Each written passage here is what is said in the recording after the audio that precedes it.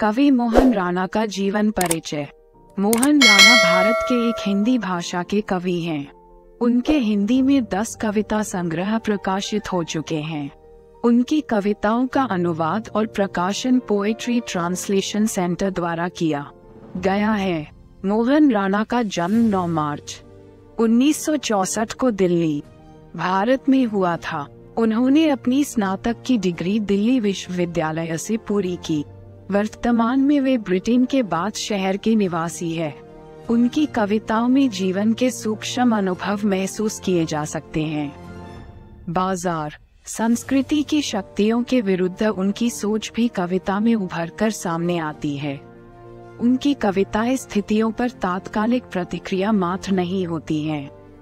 वे पहले अपने भीतर के कवि और कविता के विषय में एक तटस्थ दूरी पैदा कर लेते हैं। फिर होता है सशक्त भावनाओं का नैसर्गिक विस्फोट। उनकी कविता पढ़कर महसूस होता है कि जैसे वे सच की एक निरंतर खोज यात्रा कर रहे हों। मोहन राणा की चुनी हुई कविताओं के संग्रह मुखौटे में 2 चेहरे पर कवि आलोचक गोविंद प्रसाद ने लिखा। मोहन राणा की कविता पढ़ते समय यह एहसास सर उठाने लगता है कि इन कविताओं का आस्वाद वैसा कुछ नहीं है जैसे हम हिंदी की कविताओं में पढ़ते चलते आए हैं। संरचना, शिल्प संरचना और भाषिक विन्यास में भी ये कविताएं बहुत कुछ अलग सी जान पड़ती हैं।